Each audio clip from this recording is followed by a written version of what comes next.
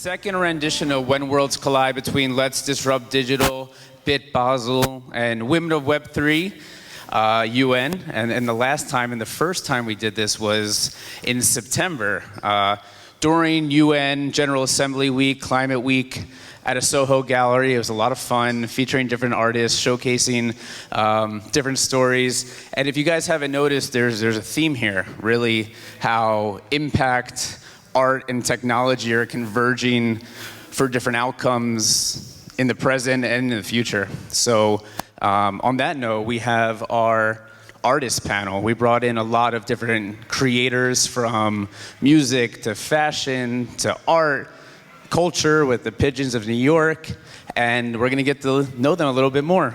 So, added a lot of people to this panel too. Some of them aren't on there, but we're happy to showcase them because they all have their great stories that they can contribute here. We're gonna start all the way at the end with Jim. So, we have 2 mics here, but if you guys just wanna do an introduction of yourself, your project, it'd be great. Good afternoon. Hello, hello. How's everybody doing? Hello, Miami. Look at all these beautiful people. Oh my God. Yes, sir. Give it up. Come on. Some energy. Let's get some energy in here, right? Let's get some energy in here. There's so many amazing people here. Listen, my name is Jim Hernandez. I'm based out of Scottsdale, Arizona. And we started, my partner and I, Marcus, started a project called Pigeons of New York back in 2021.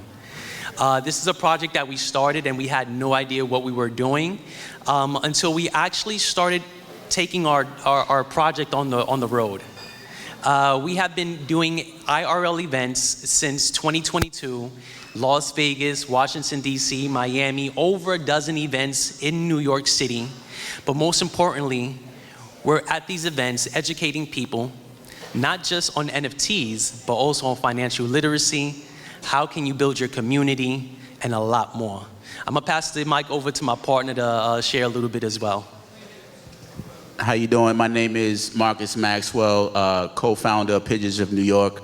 My role with Pigeons of New York is actually on the intellectual property side, understanding ownership, entrepreneurship, and giving individuals with businesses the information that they need to utilize the blockchain technology to enhance their business, and having basically interactions direct.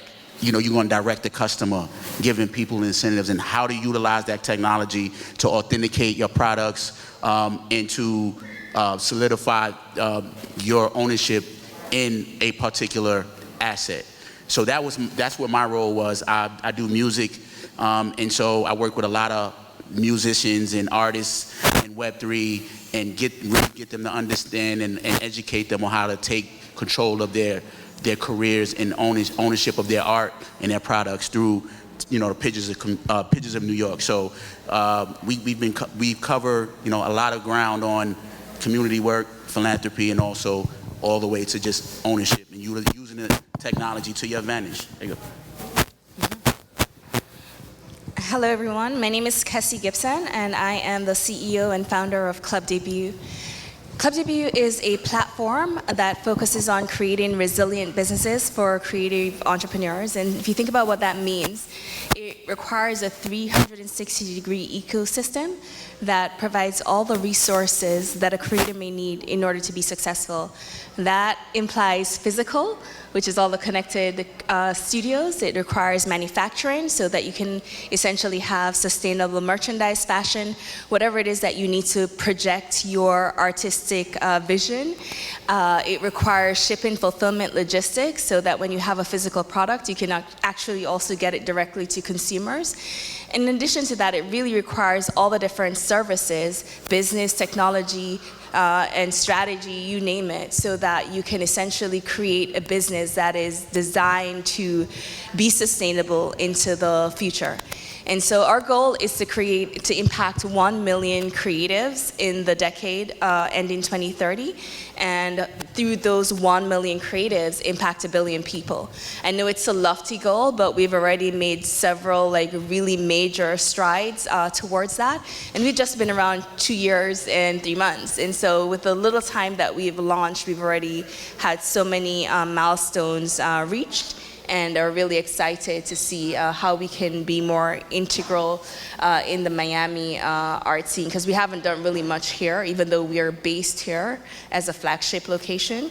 Much of what we do really takes us to other cities and other parts of the world, but we're really trying to now figure out a way to really be here. And so looking forward to that. Hey, how's everybody doing? Great, good. My name is Uncutt Art, and you guys can hear me sound very bassy. Well, I sound bassy. Well, anyway, I'm the person, what is that, co-founder and CEO, I say that? I'm the co-founder and the founder of Protect Your Heart. And I'm the person that actually go out there and put that out there. And pretty much my movement when it comes to Protect Your Heart is focus on reminding people of that inner part of them, that energy part, the frequency part, and just the part of them that allows them to have a beautiful day. And I make that my business to keep reminding us that we all one, and so on and so forth. And I'm a dope-ass artist, also a muralist. Yeah, I know, I don't like this mic. I like this kernel. Okay, cool. This is better. There we go. This Barry White thing wasn't working for me. All right, cool. So, like I was saying, okay, so anyway, I'm gonna come back to that. So yeah, so I'll pass the mic. Go ahead. Before I start, I want to say I don't think people gave him enough dues. Protect Your Heart. Everybody's seen that in Wynwood. That thing has been everywhere. Mad props. That's one of the art pieces in Wynwood that you probably have seen the most in social media. Who doesn't go to Wynwood and take a picture with Protect Your Heart? Yeah. That's dope. Respect. So my name is Henry. I'm the co-founder of House of Fashion. We're a digital lifestyle digital brand that combines art, both physical product and a digital component. So we actually have an art installation that Lisa Camaro did. You could go up there and actually see it firsthand, see how art, technology, and actual physical product come together. And we also do events throughout Miami that combine both art, fashion, and technology. You want to try this one? You got to finish his speech. You done? Yeah, I'm done. Hi. My name is Topson. I'm an international Haitian rapper. I represent the culture, the Haitian culture. And I'm so honored to be here tonight as a speaker for the panel and also for the Art Basel experience in Miami. Okay? So shout out to Let's Disrupt Digital. Shout out to Ray Dawn, Nick, the whole team for introducing Topson, one of the biggest Haitian rappers, to this today. And this is very big for me, and I'm very honored. Thank you guys, and I think we're gonna have a great time. Guys, we have some awesome panelists on here. I mean, maybe at the end we can do it, but if you look these guys up on social media, some of the largest followings that you'll probably find at any events this week, at least in terms of the artists. But our panel is called Social Impact Through Innovation, and this is a panel that When Worlds Collide has been doing across the world. I think they were just in Dubai, Abu Dhabi, and New York over the last month. It's pretty incredible. We're happy to have it here and focus on creativity in the creative industries. And you can see we have a diverse panel across different sectors of the creative industry. But starting with the first part, social impact, or just sustainability, social impact, the UN SDGs. What brings us together? Let's Disrupt Digital and BitBasel. Win a Web3 is what we did during Climate Week. The SDGs, there's 17 goals. If you guys been following along with the screens, each panel, not this one, unfortunately, has been associated with a specific SDG goal. And the Sustainable Development Goals are a framework of key metrics that the world is trying to hit by 2030. And for me, maybe someone that's a little bit newer to the impact frameworks over the last couple of years, the SDGs kind of give me an easy mental model to think, hey, how am I actions turning into something measurable? So in terms of the SDGs, it covers social, environmental, political impacts, but in your work, in the creative industries, can you guys give an example, whether practical or in theory, about how your projects are addressing any of the SDG goals? Doesn't have to be specific, but just social impact in general. Well, I think that. Hello? Yeah, check. Potato, right? I didn't Hello. like- Okay. So, it's very interesting from a SDG perspective. First time I've ever heard that was from Nick Bocci, I want to say earlier this year, and our project is something that we've started, and it's for these first 2 years has been in trial error, right? But meeting with Nick and Ray and being introduced to the SDGs have really given us an opportunity to start looking at this much more than just an NFT project, and more so, how can we utilize this community that we have now built to impact SDG? So I think that's very important as we are speaking about, the social impact. How can we create the community to actually support it, right? So I think that's more so where we're at right now with it. And in addition, being around individuals like yourself, Kesi, Topson, like you guys have such an impact already.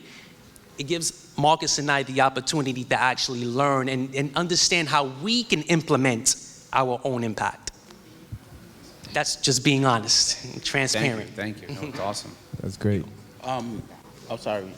I just want to add to what Jim was saying.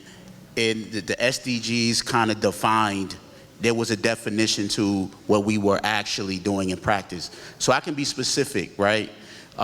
We got Stevie Johnson. He was a former wide receiver for the Buffalo Bills as a part of our community. And one of his causes was to feed the hungry in Buffalo, New York. And so what we did was we created an NFT collection, and we sold out that NFT collection, and we donated the proceeds to Rooted in Love, which is a nonprofit organization in Buffalo, New York. And we actually fed people. So talking to Nick, it was like feed the hungry is like one of the SDGs that's an example of what we actually did. Hello? Okay. Oh, we would sponsor softball games, baseball games for children, like teenagers and adults for a whole day. We would have a food truck that would come out and just create a good, fun opportunity for the community to just forget about anything else that they were going on, and we knew that had a really positive impact on the community. And Pictures of New York, we were already doing those things, and the SDGs just actually helps us define it and kind of streamline what it is that we were actually doing, and now it helps us like figure out what we can do more and how we could do better. So I just wanted to we didn't necessarily we knew what we wanted to do. And when Let's Disrupt Digital came into our orbit, there was a definition to, okay, this is what we wanted to do, and this is how we can do it. And there's people out here that are in agreement with what we want to do, and then we can combine and get each other's resources to actually make it happen and make a real impact. So I just wanted to add that on there too. Sorry. So there's one that I could add, right? So, oh man, we're doing hot potato again. Here we go. Okay, so one perspective that I can give that I've seen being around Lisa as a fashion designer, learning through her the fashion process of what it takes for a designer to bring a garment to life. The amount of prototypes that you're actually physically creating to actually envision an outfit, the final outfit, right? The final outcome. Now through digital tools and digital tooling, she's actually creating mock-ups that are envisioning already what she would do physically to understand what's gonna go into production, right? So now if you take that, and we're just one brand, now if you take that across the whole ecosystem of fashion, if they start using these tools so they can minimize what goes into waste into the production of the concept of when you're making prototypes for fashion lines, right? This is something I didn't understand, not being from the fashion industry, but being with somebody around fashion, you actually see what it takes when she drops a collection after her going through multiple collections, and you see, wow, there's a lot of waste here. There's a lot of that you can cut down on if you're using tools that help you just kind of cut down the waste on that process and in the outcome of that product, right? So I think the industry at large, the more they can use these tools, the more we can reduce waste across the industry. Awesome, yeah. Yeah. So, with Club Debut, like I mentioned, one of the things that we really focus on is manufacturing. So we have a manufacturing company located in Bogota, Colombia. And here, we manufacture from many different brands. And so as you can imagine, we have access to a lot of waste. What we've done with the waste is that we've created a collection that really focuses on zero waste eventually. And it's this designer collection for kids and vulnerable populations where we take the scraps from other collections that we've done and designed around that. And then we give it out for free. Some people are able to purchase the collection as a way to essentially give a donation to the cause or whatever cause that we're contributing to at the time. And this is a global initiative because our brands are global, and so we want to support them in their cities wherever they're located.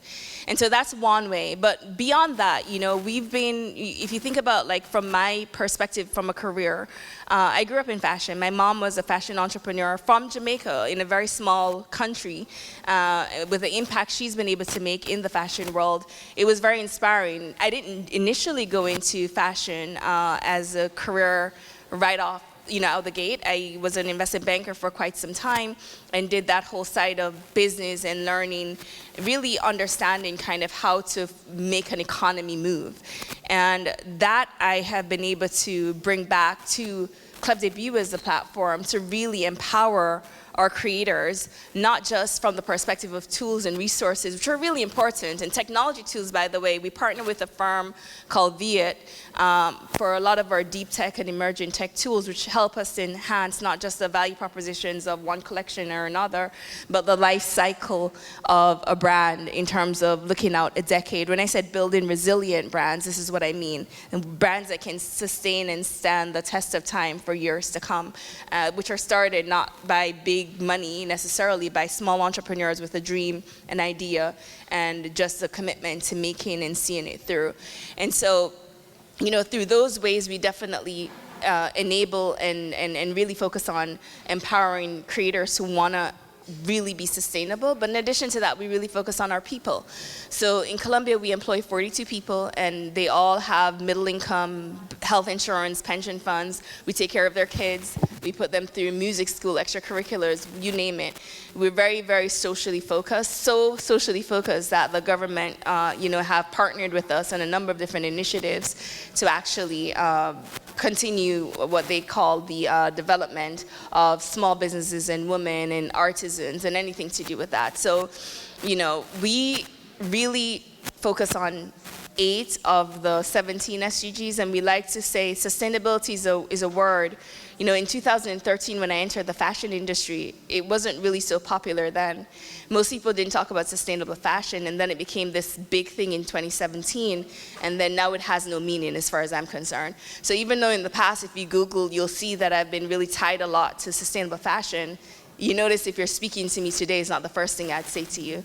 And it's simply because when I say impact, I really believe in impact, and I want to make sure that whatever, my brand or my name or whatever I'm proposing it's really tied to something that has true meaning. And I think there's a real big issue right now, especially in the sustainable fashion world, in that a lot of people have espoused ideas that are not fully baked and have really set themselves up to achieve goals that are not really attainable. And so it's made it really questionable for a lot of, not just designers, but also the consumers. Because now you don't really know, like, are you consuming something that's just a story? Or are you really consuming something that's really true? Is it really, and then you question everything. So it makes it bad for everybody else who has that labeling. And so that's a challenging part of it.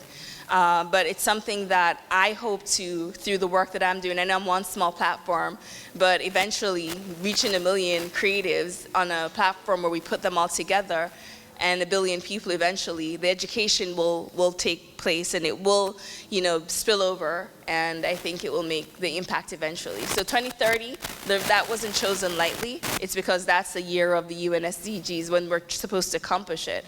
But it's also because usually it takes a decade to create any real change, and Club Debut started at the beginning of the decade, and we are hoping that by the end of it, would have been able to contribute, if not just the resources and the platforms and the, the development of businesses and entrepreneurs, also the way we would have shaped and changed the industry.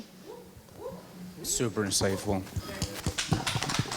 Sustainability at its onset, people understand it, but I think having these discussions with experts in the field of different things, you see sustainability is a framework. What's actually being sustainable, and what are some practices that's actually making an impact? So that's awesome. Uncutt. But the internal issues is where I try to focus on, meaning, when it comes to the health factor of, because again, the individuals that's going to make these changes have to take care of the vessel that they need to go and to make these changes. And especially our change makers, our people that's in here. So my goal is to inspire us to be super healthy and super conscious and super mindful, because we hold so much in our possession when it comes to change, when it comes to global change, when it comes to shifting this entire thing. And I would hate to see anybody get this close and then drop dead because they ate a piece of chicken because they ain't take care of their body, right? Like, just out of that, right? Like, just make no sense, right? So I'm very adamant at being mindful about what you put in your body, how you eat, how you treat your body. So I don't know what it falls under, and to say under the goals of self-growth, but if it's not on there, that should be the first thing on there, right? Because that is the thing that I said, once again, if we don't have healthy bodies making these changes, then we have no changes, right? So that is my thing. And I'm always gonna focus on making sure that we come up with ideas, come up with projects, come up with different art things and different, working with Kesi to come up with different concepts that inspires this concept of being mindful and being present and being here. And that's where would that fall under in the SDG? Really big thing in our community today, and especially post COVID. It's just a reality that we're living with. And the impact that Protect Your Heart has had on people who have been near to those situations, who have been pulled back from those situations and then been nurtured by the community, the way we are able to support that community through our, we have projects like the project we have right now. We launch various campaigns, and a lot of the proceeds that are made from selling the goods, it actually goes back to